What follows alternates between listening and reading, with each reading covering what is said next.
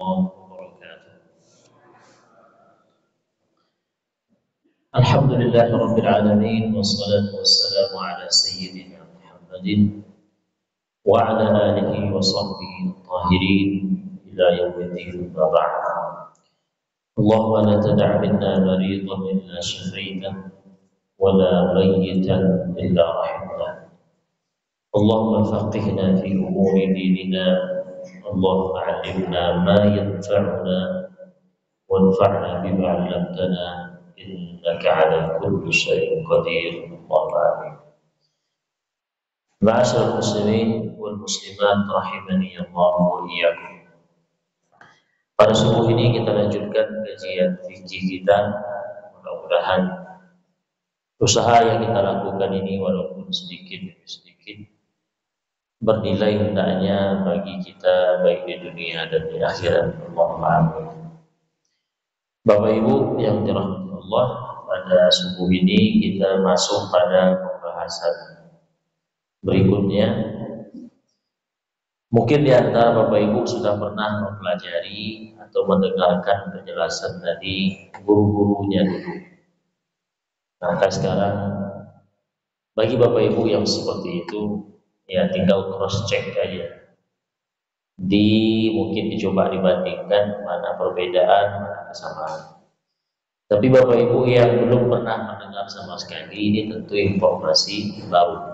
Jadi insya Allah tidak ada yang tidak bermanfaat.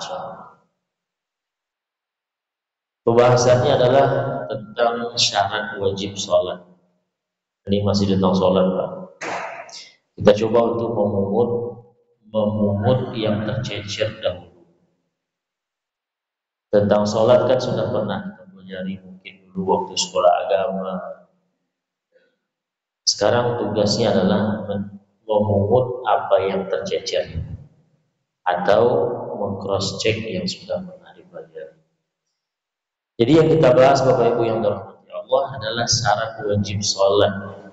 Apa maksud syarat wajib sholat? Maksudnya apa?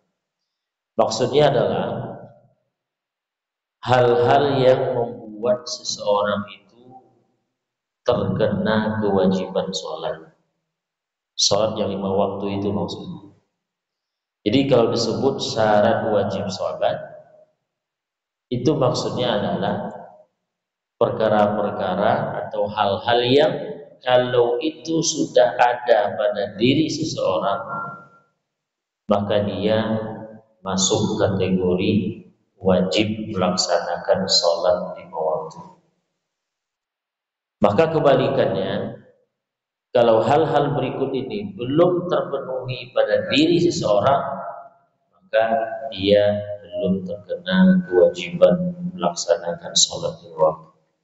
Itu maksud dari istilah syarat wajib sholat. Nanti ada lagi Bu, syarat sah sholat. Jadi beda satu kata saja. Kalau yang sekarang syarat wajib sholat. Kalau nanti ada lagi setelah ini namanya syarat sah sholat. Nah, berapa jumlah syarat-syarat yang membuat seseorang itu wajib sholat 5 waktu? Jumlahnya 6, Pak. Jadi silahkan diperhatikan, apabila 6 hal ini sudah terpenuhi pada diri seseorang, maka dia sudah wajib sholat 5 waktu. Kalau kita sudah kena semuanya, kapan kita terapkan, kapan kita gunakan informasi tentang ini? Ya ketika kita punya anak, punya cucu dan seterusnya. Kapan anak kita umpamanya dia terkena kewajiban sholat 5 waktu? Kapan dia sudah wajib, kapan belum? Ini contoh sederhana. Kapan kita bisa menggunakan informasi atau ilmu ini? Yang pertama, Bapak Ibu yang dirahmati Allah, yang membuat seseorang itu wajib melaksanakan sholat 5 waktu adalah ketika dia beragama Islam. Ketika dia beragama Islam. Nah, apa konsekuensinya? Ketika disebutkan bahwa apabila seseorang itu dia beragama Islam, berarti dia sudah terpenuhi satu hal yang membuat dia wajib sholat. Nah, timbul pertanyaan, bagaimana kalau orangnya tidak Islam? Nah, kata para ulama mazhab fikih kita mengatakan, fala tajibu 'alal kafiril asli wala qada'a 'alaihi idza aslam. Kata ulama kita, orang yang dia kafirnya sejak lahir, bukan orang yang pernah masuk Islam, pernah beragama Islam kemudian dia murtad, tidak begitu. Tapi orang yang kafir bawaan, belum pernah masuk Islam, dari awalnya dia sudah kafir, maka orang kafir yang seperti ini dia tidak terkena kewajiban sholat. Kenapa tidak terkena kewajiban sholat? Ya karena dia belum beragama Islam. Belum beragama Islam. Lalu bagaimana kalau dia nanti masuk Islam? Ketika sudah berumur 40 tahun, Pak, datang hidayah masuk Islam dia. Apakah orang yang kafir kemudian masuk Islam ini ada kewajiban dia untuk mengganti salat 5 waktu yang dia belum pernah melakukannya ketika dia masih kafir? Kata para ulama kita, tidak ada kewajiban itu. Makanya Bapak Ibu, tidak ada riwayat yang menyebutkan sahabat-sahabat Nabi yang telah masuk Islam. Kan ada masuk Islamnya itu yang fase pertama, Pak, gelombang pertama yang kita sebut dengan istilah as-sabiqunal awwalun.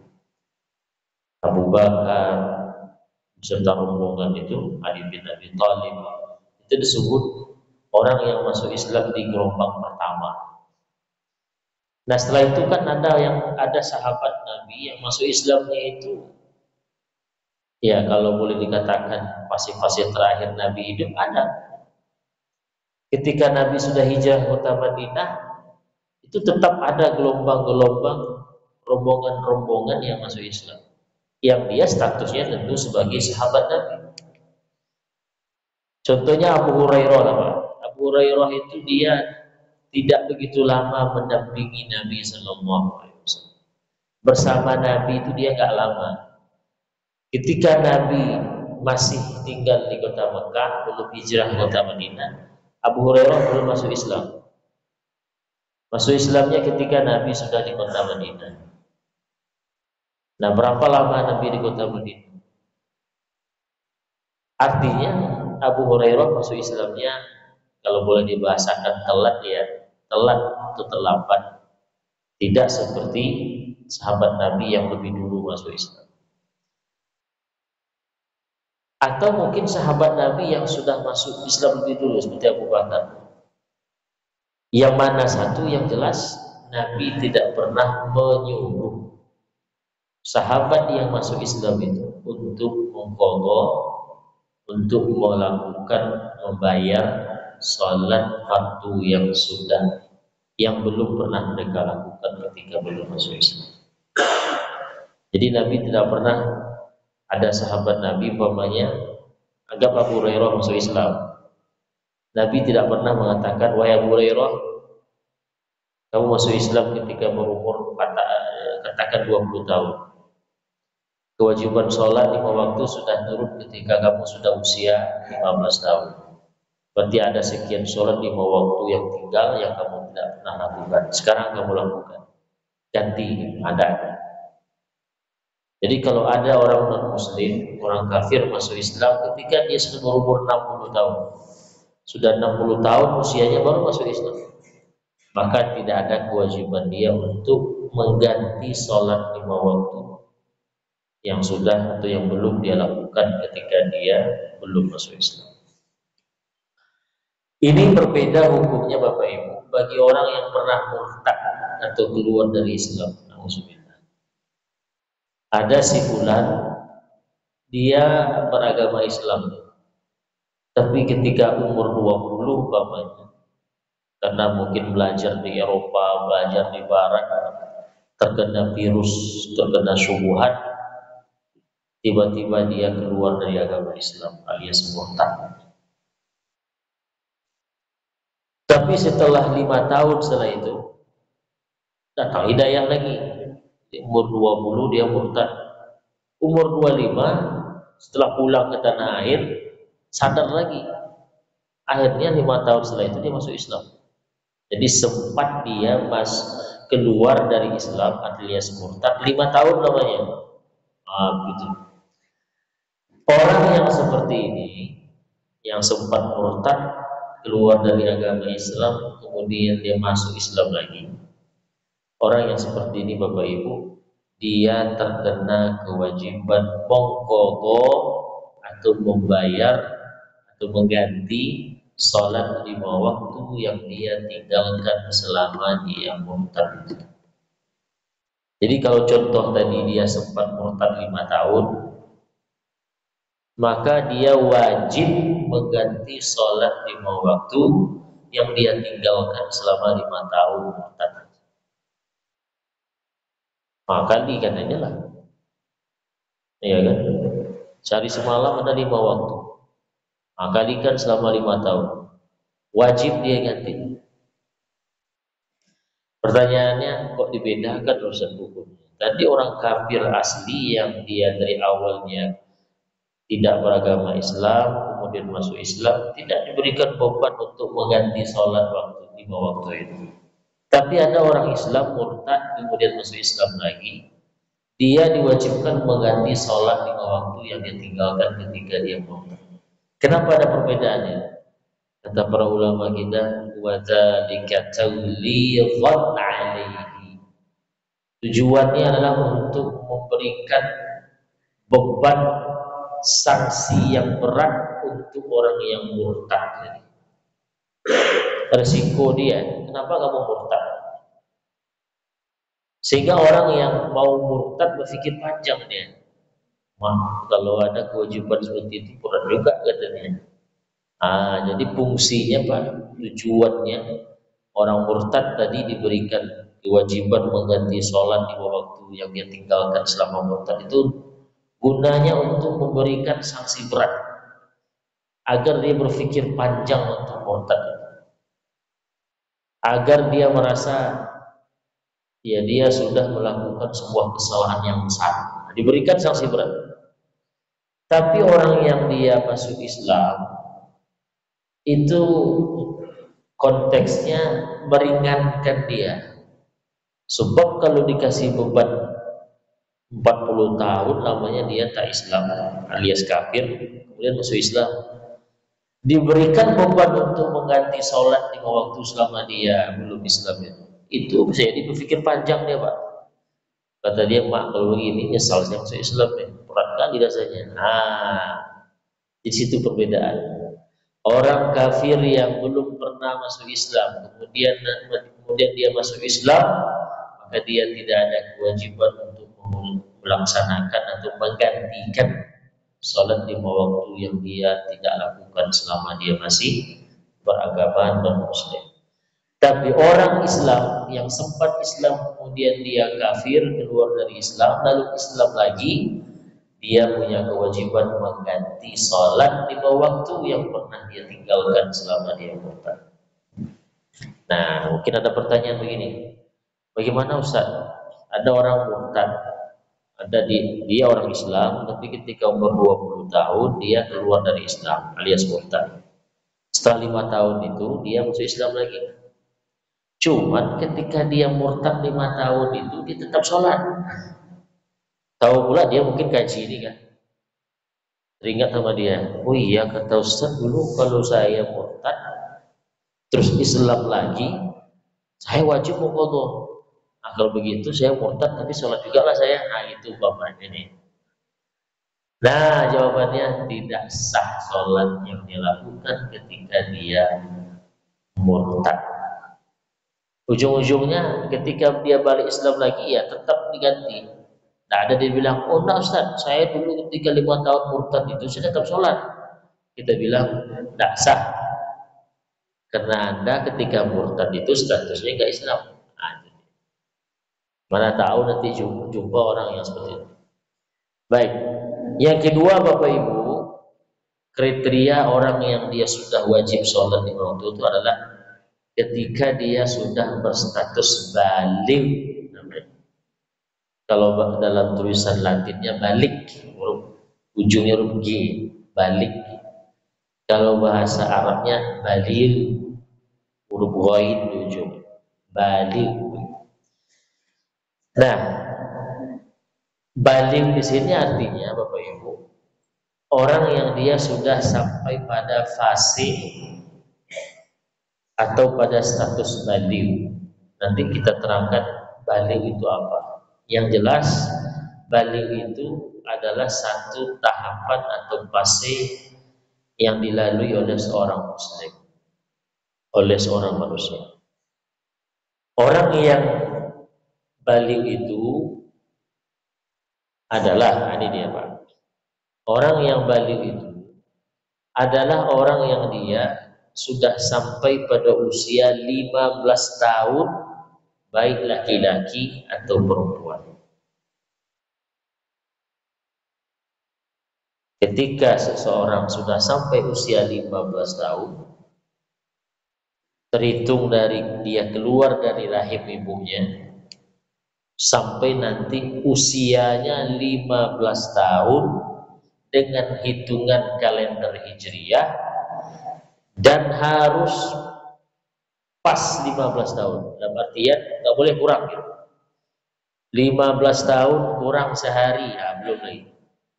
Harus genap 15 tahun dengan hitungan kalender Hijriah. Kan beda Pak ya. Saya usia 40 tahun. Kalau hitungan Masehi. Tapi belum penuh. Kalau hitungannya Hijriah. Sebab saya lahir itu hitungan Hijriahnya Idul Fitri, Pak. Karena belum Ramadan, belum Idul Fitri, maka secara Hijriah saya belum genap 40 tahun. Tapi kalau hitungan Masehi, saya sudah masuk 40 tahun. Karena saya usia bulan saya lahir Juli. Nah sekarang berapa? Jadi hitungan Juli itu saya sudah usia 40 tahun. Lebih malah. Tapi hitungan Hijriah saya belum genap 40 tahun. Nunggu Ramadan dulu. Nah begitu pula. Nah orang yang sudah usia 15 tahun hitungan kalender Hijriah, hitungan Arabnya, bulan Arab, dan sudah genap 15 tahun menurut hitungan kalender Hijriah, maka dia sudah berada dalam status namanya balik, baik laki-laki ataupun perempuan. Atau umurnya belum 15 tahun Pak, belum sampai 15 tahun, tetapi orang ini sudah mengalami mimpi basah. Itu istilah guru-guru kami, mimpi basah. Ini maaf bicara saja nih, karena ini materi kajian, jadi mesti disampaikan terang. Mimpi basah di sini artinya mimpi yang menyebabkan air maninya keluar. Nah itu maksud mimpi basah. Bukan tidur terus ngompol. Nah kan basah juga tuh. Bukan itu maksudnya. Mimpi yang isi mimpinya dia melakukan hubungan intim itu, dan akibatnya air maninya keluar. Nah, guru-guru kami dulu menyebutnya mimpi basah. Jadi jangan nanti mimpi basah. Kalau mimpi basah itu anak-anak usia sekian tahun, yang mimpi basah dia tuh pipis ngompol kan. Nah, bukan itu maksudnya. Kalau sudah mengalami seperti ini, walaupun usianya belum 15 tahun, nah berarti dia sudah balik. Ini khusus anak laki-laki.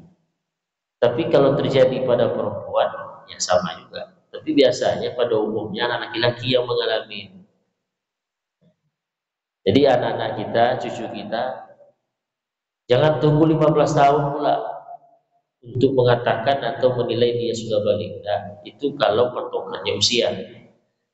Bisa jadi umur 10 tahun dia sudah mengalami mimpi basah tadi. Ya sudah, berarti tidak balik dia. Dia Islam, oke. Yang kedua, dia mimpi basah ketika usia 10 tahun. Nah, sudah dua tuh. Nah, kalau khusus anak perempuan, usia belum 15 tahun, mimpi basah tak juga. Nah, ini yang sudah maklum bagi ibu-ibu kita yang disebut dengan haid atau menstruasi. Cuman patokannya Bapak Ibu, menstruasi ini itu harus ketika dia sudah berumur 9 tahun. Kalau sempat terjadi, ada anak perempuan umur 7 tahun dia sudah menstruasi. Nah, itu tak dianggap itu. Dia patokannya menstruasi dan umurnya sudah 9 tahun menurut kalender Hijriah. Kalau sempat terjadi ada anak perempuan baru 6 tahun umurnya menstruasi dia. Kalau sempat terjadi nih, belum lagi. Tunggu 9 tahun. Jadi tidak hanya sekedar dia haid, tidak. Haid atau menstruasi ketika usianya sudah 9 tahun. Itu juga. Dua ini Bapak Ibu yang dirahmati Allah. Ketika dialami oleh seorang anak, maka berarti dia sudah balik. Ketika dia sudah balik, maka berarti sudah dua syarat terpenuhi pada diri. Dia Islam enggak? Islam.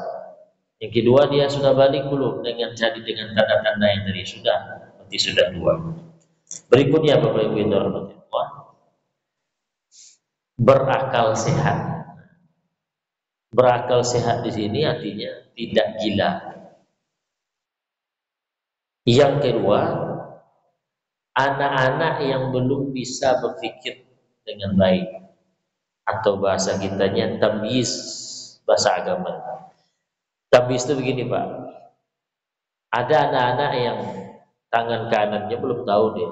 Kita tanya mana tangan kanan, diangkatnya ini Bapak. Dia masih anak-anak. Ditambah lagi dia belum bisa membedakan hal-hal yang lazim bisa dibedakan.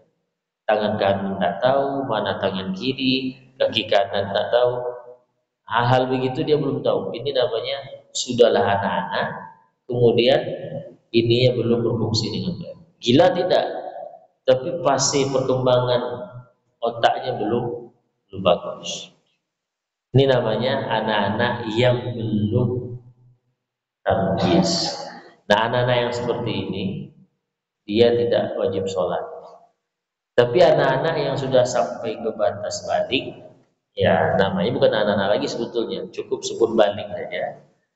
Kemudian akalnya sudah berfungsi dengan baik. Nah, ini sudah tiga berarti dia. Islam dia, balik juga, kemudian dia berakal sehat. Maka kalau orang gila itu tidak ada kewajiban sholat. Jangan suruh orang gila sholat. Kemudian orang yang pingsan. Nah, orang pingsan itu kan berarti kesadarannya hilang. Dia juga tidak ada kewajiban sholat ketika dia masih pingsan. Gimana orang pingsan bisa sholat? Tapi ketika sadar nanti, baru dia wajib sholat. Kemudian yang keempat, suci dari haid dan nifas. Maka perempuan yang sedang menstruasi atau sedang nifas, dia tidak wajib sholat. Bagaimana kalau sudah suci nanti? Ya, tidak ada kewajiban membayar sholatnya. Tidak wajib qadha begitu. Yang wajib diqadha oleh seorang perempuan itu adalah ketika puasa Ramadan atau puasa wajib. Kemudian yang kelima Bapak Ibu, sampai dakwah atau ajaran Islam di dia. Jadi kalau ada orang hari ini tinggal dia di tengah hutan, suku Tanah Mamak, tidak sampai ke dia informasi bahwa ada satu agama namanya agama Islam. Tidak tahu deh. Orang yang seperti ini itu belum wajib sholat. Kenapa? Karena Islam saja informasi tentang Islam saja belum sampai gini, gimana mau dia wajib sholat? Maka tugas kita Bapak Ibu menyampaikan ajaran Islam ini ke pelosok dunia. Maka seperti UAS itu kan ada dakwahnya Pak, ke dalam mama itu dia sekian kilo ke dalam sana pakai kendaraan air segala macam. Tujuannya untuk menyampaikan agama Islam ke orang-orang yang belum tersentuh peradaban. Baik, kemudian yang keenam Bapak Ibu, panca indera berfungsi dengan baik. Biar lebih paham begini Pak, orang yang terlahir peka Pak, bisu, itu wajib sholat atau tidak? Hah? Orang peka, tuli ya, bisu pula lagi, wajib sholat atau tidak? Wajib Ustaz. Jawabannya begini Pak, orang yang terlahir peka atau tuli, baik dia bisu atau tidak, walaupun biasanya orang yang terlahir tuli itu kan bisu baik, karena tidak ada yang bisa dia contoh. Kita bisa bicara itu karena pendengaran kita bagus Pak, sehingga kita tinggal menirunya saja. Bayangkan kalau ada bayi lahir peka, tak ada suara masuk ke telinga dia, apa yang mau dia tiru? Dia akan bisa bilang ibu. Kenapa? Tak ada suara ibu. Kata-kata itu bunyi suara itu gak ada sampai ke telinga dia. Apa yang dia mau contoh? Yang disebut bahasa itu kan meniru Pak. Saya orang Wacu, saya bilang sama orang Jawa, biye kabare. Kenapa saya bisa mengucapkan itu? Karena saya simak, ini masuk ke sini biye kabare, saya ulangi, bisa benar. Begitu juga orang yang terlahir tuli, gimana dia mau bisa menirukan suara? Sementara suara tak masuk ke telinganya, maka biasanya orang yang terlahir tuli dia bisu. Nah, orang yang seperti ini terlahir tuli, ininya tidak berfungsi, baik dia nanti bisu atau tidak, dia tidak wajib sholat. Tidak wajib sholat. Bagaimana kalau dia sholat juga Ustaz? Ya silakan. Tapi kalau orang tuli, mungkin kena kejadian sesuatu, lahirnya tidak tuli Pak, tidak tuli dia. Tapi mungkin setelah usia 10 tahun ada kecelakaan segala macam, hilang pendengarannya, peka dia. Nah kalau begini wajib sholat. Nah begini dibedakan Pak. Yang terlahir tuli, baik itu plus bisu ataupun dia tidak bisu, pokoknya tuli, lahir tuli, dia tidak terkena kewajiban sholat. Tapi orang yang dia pernah tidak tuli, lalu ada kecelakaan atau tiba-tiba pendengarannya saja tidak berfungsi dengan baik hingga peka, orang seperti ini tetap wajib sholat 5 waktu. Contoh dekatnya kakek saya, ayah dari ibu saya. Beliau terlahir pendengarannya bagus, bahkan jadi guru sekolah rakyat dulu Pak. Yang mendidiknya Jepang dengan Belanda. 2 ijazah dia dapat, ijazah Belanda pakai bahasa Belanda dan ijazah bahasa Jepang itu. Tapi ketika penjajah masuk ke Pekanbaru, terjadilah peristiwa yang dialami dia di Teratak Bulu itu. Dia bawa anak-anak sekolah itu entah pergi tamasya entah apa. Dia di mobil truk ini itu di stop oleh tentara Jepang yang sedang patroli. Entah apa sebabnya dia ditempeleng oleh tentara Jepang itu sampai tumbang. Sebelum tumbang tak berhenti itu Jepang menempeleng. Jepang ya menurut informasinya kan lebih kejam dari Belanda. Setelah tumbang ternyata dicek gendang telinganya pecah Pak. Pecah gendang telinganya. Dan sejak hari itu dia pensiun dini dan dia peka sampai meninggal dunia. Begitu dahsyatnya tempeleng Jepang berubah. Ditempeleng sampai tumbang, pecah gendang telinga. Nah begitu dahsyatnya orang tua kita menghadapi penjajahan Jepang. Nah sampai mati, sampai wafat pun dia tetap sholat dan kena kewajiban. Jadi tak ada alasan saya peka gimana lagi. Nah, cuman yang sempat dia bingungkan adalah sah nggak sholat berjamaah dia. Nah itu pula yang dia pikirkan. Alasannya kenapa? Ya saya tak dengar imam baca Al-Fatihah. Saya masih ingat waktu saya masih pesantren, dia masih hidup, beliau masih hidup. Dia nanya, kata dia, cucu gitu. Datuk kalau sholat berjamaah sah apa tidak? Saya bilang kenapa tuh? Ya saya kan tak dengar bacaan Fatihah imam. Saya bilang, Datuk dengar apa tidak? Datuk sah sholat berjamaah. Oh iyalah kata dia. Nah, itu pula yang dipikirkan. Jadi Bapak Ibu, orang yang terlahir peka, dia tidak wajib sholat. Bagaimana kalau sudah sembuh? Cuma sekarang kan canggih Pak. Terlahir tuli, dibawalah ke Singapura, mungkin tak kemana, operasi segala macam pakai alat. Akhirnya dia bisa mendengar dengan baik. Apakah dia wajib mengqadha? Artinya dia kembali wajib. Apakah dia jadinya statusnya wajib sholat? Ya wajib sholat. Karena pendengarannya kembali bagus. Tapi apakah dia wajib mengqadha sholat yang pernah dia tinggalkan ketika dia masih tuli? Jawabannya tidak. Jadi contohnya Pak, ada bayi terlahir peka atau tuli, ketika usia 20 tahun dia dibawa oleh orang tuanya untuk berobat, akhirnya sembuh, dia bisa mendengar. 20 tahun kan dia sudah wajib sholat tuh aturannya. Maka setelah dia mendengar dengan baik, maka dia ada kewajiban melaksanakan sholat 5 waktu. Bagaimana dengan sholat yang dia tidak lakukan selama dia masih tuli kemarin? Jawabannya tidak wajib dia bayar atau dia ganti. Itu apa? 6 perkara ini kalau sudah dimiliki oleh seseorang, maka dia masuk kategori wajib sholat 5 waktu.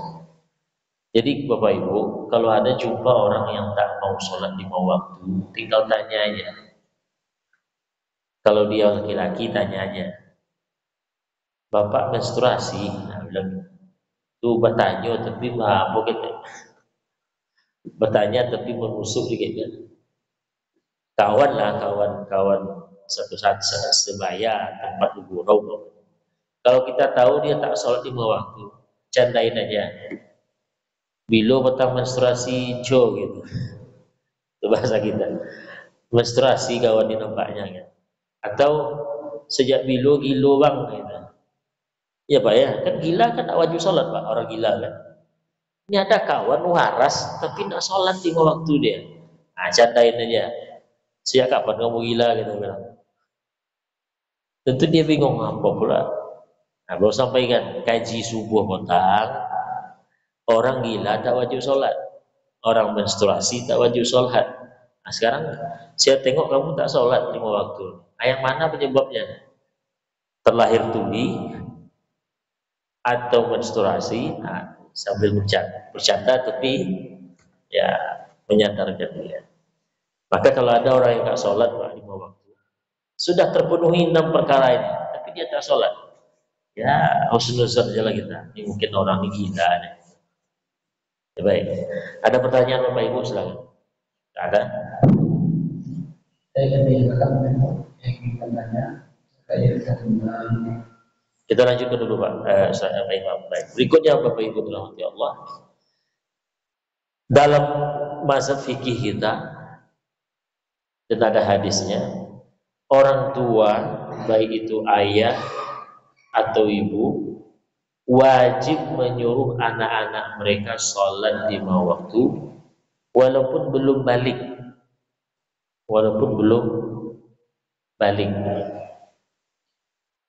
dengan syarat anak itu sudah berumur 7 tahun.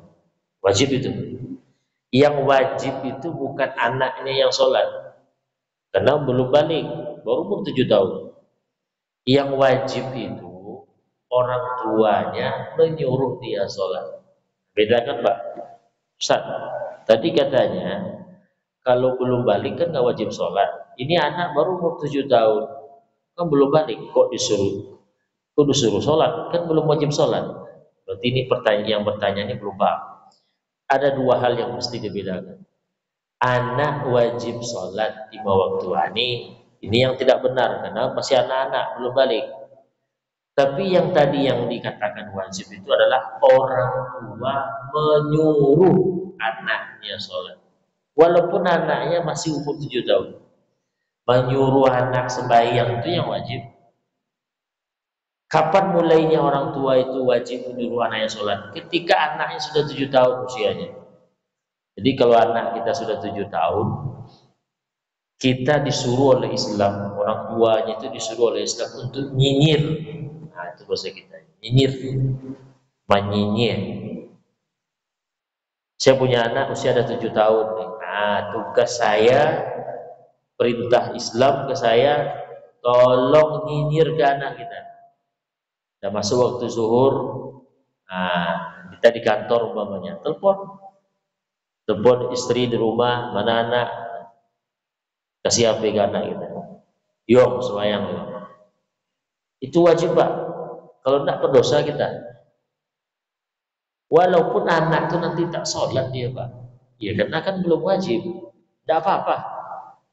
Kita sebagai orang tua ini yang terkena kewajiban mewajibkan menyuruh dia sholat. Apa rahasianya? Rahasianya untuk memperkenalkan sedini mungkin kewajiban sholat pada anak kita. Jangan ditunggu anak kita sudah balik baru kita nyinyir Pak. Oh itu terlambat sudah. Terlambat ini maksudnya adalah ya perlu dibentuk dulu suasana sholat itu sebelum dia sudah wajib, sebelum dia terkena kewajiban sholat. Ciptakan dulu suasana itu. Nah, gitu. Jadi ketika dia sudah sholat di telinganya itu, akhirnya terbentuklah Pak. Tahu dia, oh berarti sholat ini main-main nih, orang tua saya paling sholat ini paling nyinyir ya. Itu.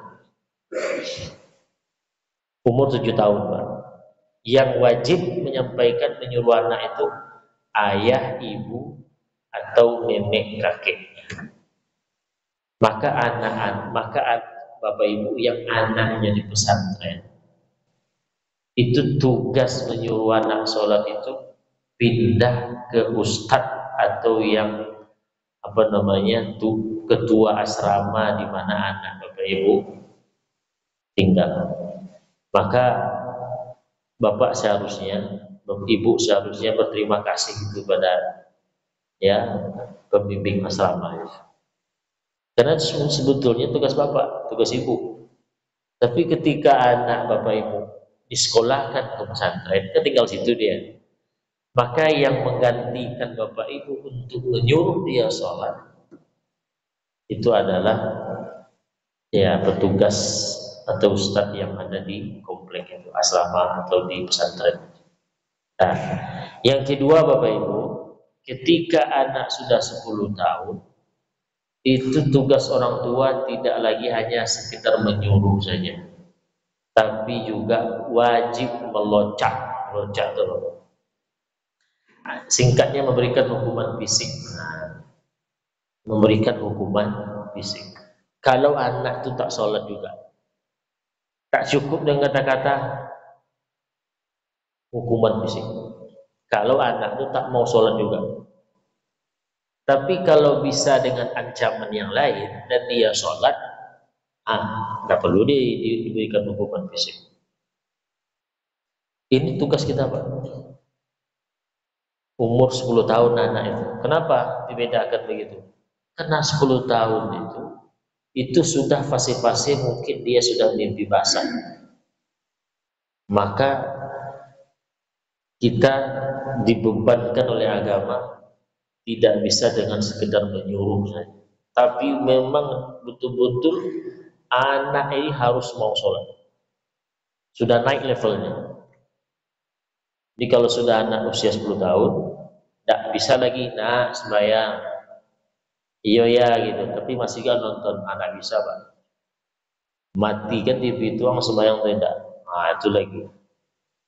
Disitulah seorang ayah menunjukkan dia seorang ayah. Tak ada main sembahyang yuk, iya ya, nanti sembahyang lah, habis Pak. Disitulah ketegasan kita seorang ayah. Kalau ibu berat dia memukulnya, kita yang seharusnya. Karena ibu-ibu ini sayangnya berlebih. Coba kalau kita kan, ketika sudah sampai batasan wajib anak ini dipukul, pukul. Di situ kita mengajar dia ketegasan pula. Tapi ibu susah dia. Udah memang dah pantas dipukul, seorang wanita masih juga, janganlah. Itu perannya ayah. Mungkin ada bapak ibu punya kenangan waktu kecil, entah rotan lah yang melayang, entah apalah yang melayang. Itulah memori, itulah yang kita bawa sampai sekarang Pak. Maka buat pula memori itu ke anak kita, supaya diceritakan nanti sama anak sama cucu. Cerita dia nanti ke anaknya, datu am dulu yo, nah itu. Kakek kamu dulu kalau sudah soal sholat tidak bisa diganggu bukan. Wah ini betis saya ini habis sama dia dipukulnya. Itu cerita yang itu membentuk kenangan yang ketika anak sudah dewasa Pak, malah berterima kasih. Akan terucap kata-kata, kalau tidak begitu ya saya dulu mungkin tidak sholat. Itu yang kita harapkan. Walaupun mungkin waktu dia umur 10 tahun itu yang nampak sama dia mak kejam bagi ayah gitu deh. Tersiksa kali saya hidup di dunia. Itu kata dia. Karena akalnya belum sempurna. Tapi kalau sudah dewasa dia sudah terbiasa sholat, terucaplah kata-kata yang saya sampaikan. Di saat itu kita dikubur itu tinggal senyum aja. Tinggal menikmati aja. Karena rotan yang kita layangkan ke betis dia, ke tangan dia, sholat dia. Itu mengalir pahalanya kita Pak. Tinggal nunggu transfernya aja lah. Sholat zuhur dia, sampai pahala ke kita. Begitu penting. Jadi jangan lewatkan kesempatan yang berharga. Bagaimana kalau bapak ibu anaknya sudah dewasa Pak, udah balik dia, udah usia 20 tahun. Tahu bapak ibu anak bapak belum sholat, tak sholat. Apa kewajiban kita Pak? Gugur? Tidak gugur. Tapi tentu diajak kelahi kalah kita nanti. Sudah dewasa dia kan, cukup dengan kata-kata saja. Atau mungkin dengan ancaman juga. Kalau anak kita masih tinggal bersama kita, tahu kita dia nggak sholat, usia ada 20 tahun dah, mungkin dah 25 pula. Gunakanlah peran kita sebagai ayah. Ancam juga dia. Kamu kalau nak sholat juga usia 20 tahun keluar kamu dari rumah. Begitu bahasanya. Bagaimana kalau menantu Pak? Menantu.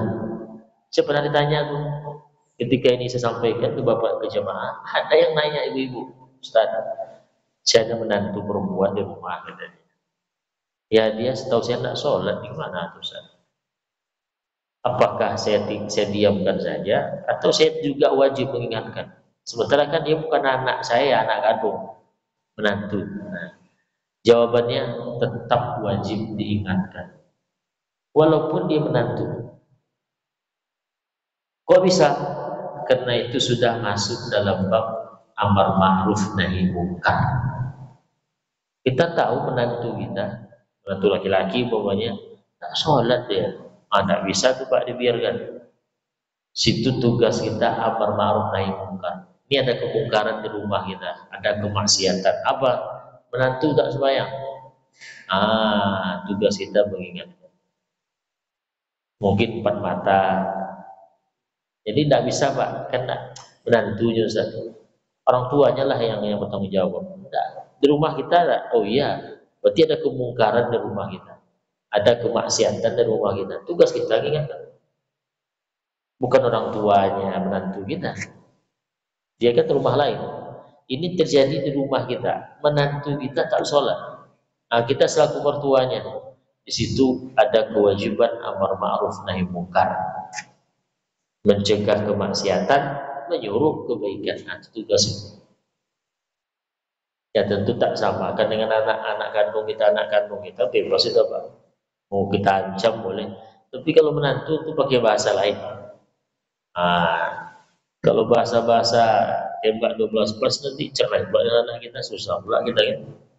Mungkin dengan menggunakan bahasa yang ini atau mungkin lewat anak kita terus sampaikan ke suaminya dan seterusnya. Baik, ini sekedar pengulangan Pak bagi ibu-ibu nih bagi kaum hawa. Masih ingat seorang perempuan dia haid jam 12.00 umpamanya masuk waktu sholat zuhur.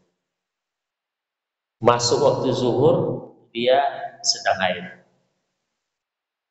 Tapi 5 menit sebelum habis waktu zuhur selesai haidnya.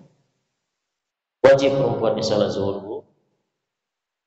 Lupa ibu. Wajib? Hah? Wajib. Masih ingat tak? Zuhur masuk jam 12.00 istirahat kita ya. 12.00 azan zuhur. Ibu ini atau perempuan ini haid ya. Jadi sebelum masuk waktu zuhur dia sudah haid. Tapi 5 menit sebelum masuk waktu asar atau habis waktu zuhur selesai haidnya 5 menit. Maka dia terhitung wajib sholat zuhur. Mandilah cepat. Oh Ustaz, belum selesai mandi, udah azan asar sudah. Tidak apa-apa, berarti sholat zuhur itu ibu kodok. Tapi kalau sempat sholat 5 menit sebelum habis waktu zuhur, habis semenit aja untuk sholat untuk mandi wajib. Ya mandi wajib. Berarti tinggal 4 menit. Sholat ibu lagi dengan cepat. Ya. Tinggal 1 menit selesai sholat. Nah, aman sudah, berarti tidak kodok namanya, tunai namanya. Paham ya? Ini sampaikan pada anak-anak kita yang perempuan.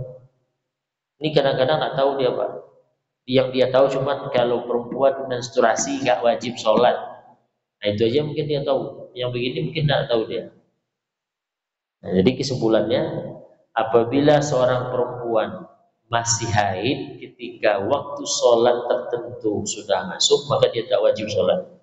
Tapi ketika haidnya selesai, sementara waktu sholat yang sudah masuk tadi itu masih tersisa sekedar untuk melakukan takbiratul ihram, berapa menit cuma tuh 1 menit, 1 menit, maka berarti dia sudah terkena wajib sholat itu. Mandi. Kalau masih waktunya masih ada, ya sholat tunai berarti adaan. Tapi kalau keluar habis baru mandi belum selesai, habis waktu tadi, berarti dia terhitung sholatnya nanti sholat qadha. Nah, yang kedua Bu, ini khusus ini sekedar mengulang. Jam 12.00 azan sholat zuhur berkumandang, artinya sudah masuk waktu zuhur. Jam 12.00. 5 menit setelah azan datang haidnya. Kebalikan yang tadi. Ya, artinya ketika masuk waktu zuhur perempuan ini belum haid. Tapi 5 menit setelah masuk waktu zuhur datang haid. Pertanyaannya, perempuan ini wajib nggak nanti mengqadha sholat ini? Oh, enggak kan? Lupa lagi itu kaji. Wajib Bu. Kan ada 5 menit tadi. 5 menit ini cukup ini untuk sholat ini, untuk berwudu dan sholat. Beda kalau jam 12.00 azan zuhur. Baru semenit atau belum sampai semenit lagi datang haidnya. Kalau ini ya, ini 5 menit, apalagi 30 menit setelah masuk waktu zuhur datang haidnya. Ingat saja, berarti ada sholat zuhur yang wajib nanti diqadha setelah dia suci. Nah itu, tahu ya? Baik. Silakan kalau ada pertanyaan kita, silakan.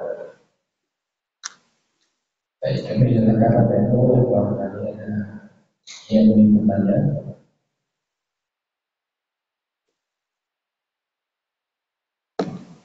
Baik, satu aja satu. Ya. Ini yang bertanya. Minta pencerahan dari Rasul. Ya. Kemudian yang akhir. Katanya mana yang besar kalau kita sama Baik. Duduk yang kita lakukan antara dua sujud dengan duduk ketika tasyahud. Ada dua jenis duduk, Pak. Namanya pun beda. Ada namanya duduk tawarruk namanya. Ada duduk iftirash. Duduk antara dua sujud itu disebut nama duduknya tawarruk. Ini kalau salah di duduk ketika kita baca tasawuf namanya duduk iftirash. Nah sekarang begini Pak, biasanya yang kita lihat ada perbedaan itu begini. Ini biasanya yang membawa ini yang berbeda itu dari kalangan komunitas salafi. Ketika sholat itu cuma dua rakaat subuh, kita lihat bentuk atau cara sujud, cara duduk dia di tasahud itu sama seperti duduk antara dua sujud. Sementara kita gimana Pak? Kalau sujud kita kalau duduk kita antara kalau sholat itu dua rakaat di subuh tadi, dan ketika kita sudah duduk tasahud akhir, kita begini kan? Nah begini. Tapi rekan-rekan atau saudara kita dari salafi itu begini. Yang duduk begini kan kita lakukan ketika kita duduk antara dua sujud. Jadi sholat yang dua rakaat, perhatikan saja duduk mereka seperti ini nih di tasawuf akhir itu. Kalau kita begini, nah pertanyaannya mana yang betul, mana yang salah? Dua-duanya betul Pak. Artinya begini, memang terjadi perbedaan pendapat ulama. Sebagian ulama memandang ya seperti yang mereka sampaikan, yang mereka lakukan. Sebagian lagi yang seperti yang kita amalkan selama ini.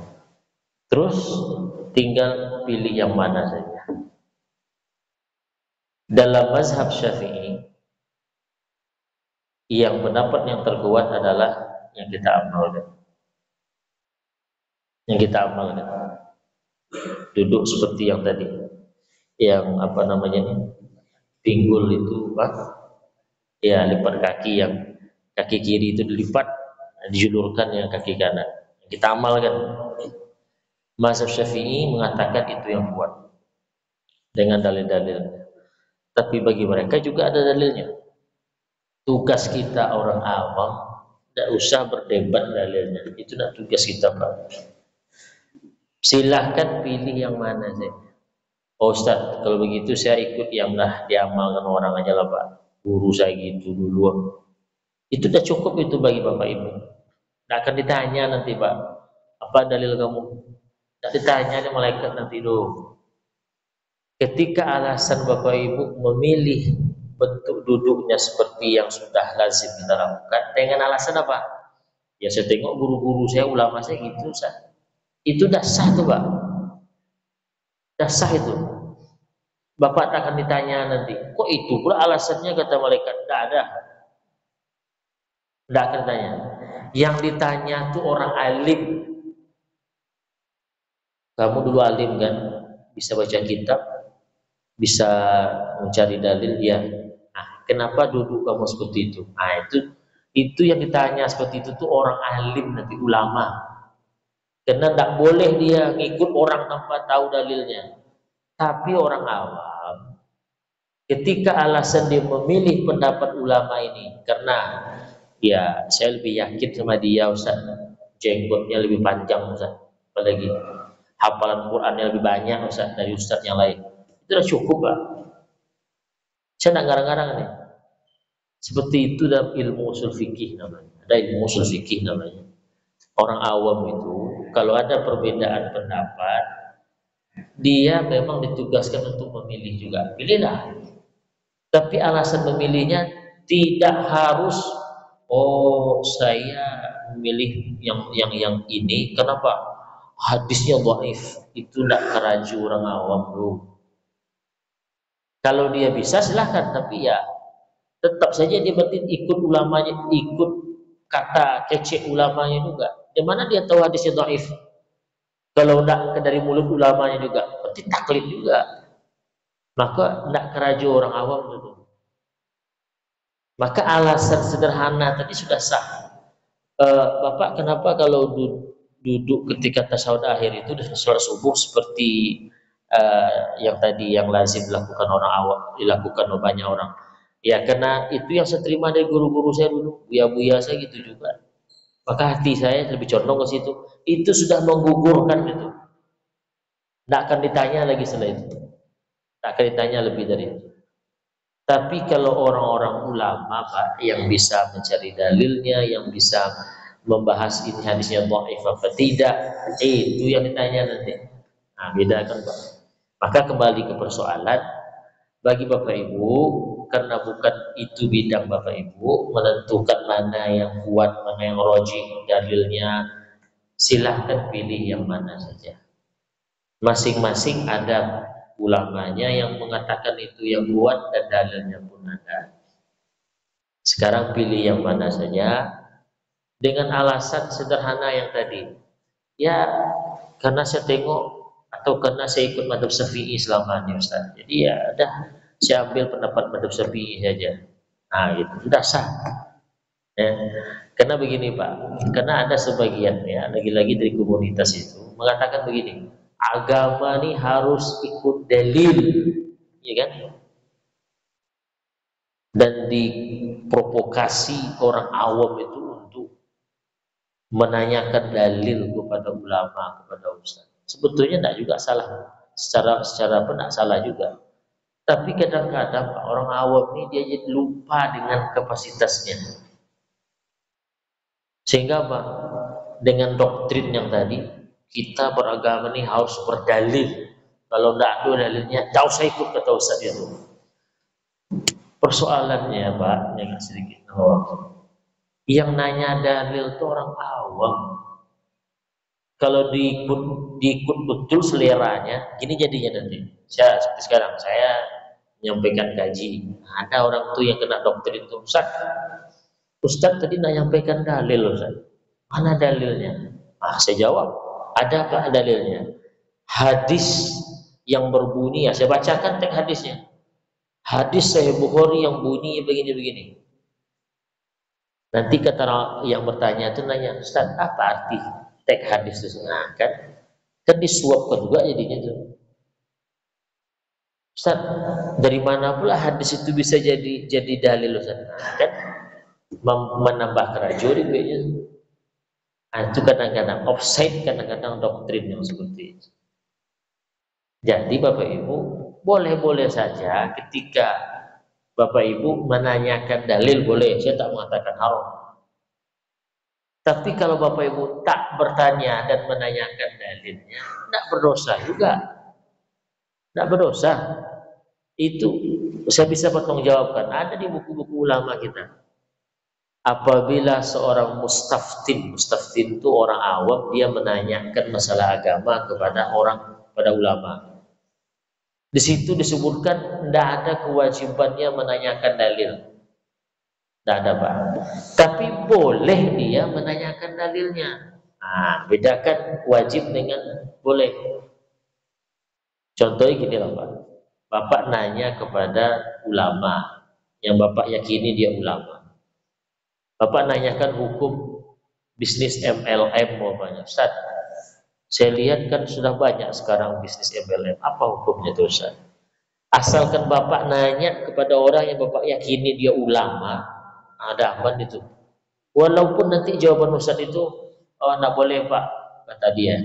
Tapi tidak ada hadis, tidak ada ayat Qur'annya, tidak ada dalilnya.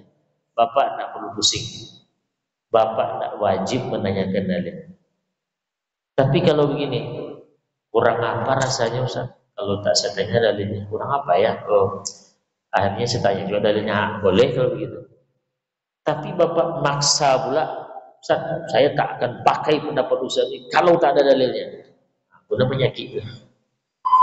Kalau sempat Ustaz tuh nanti dia kan nama dia disebutnya dalil tuh, pusing sendiri dia.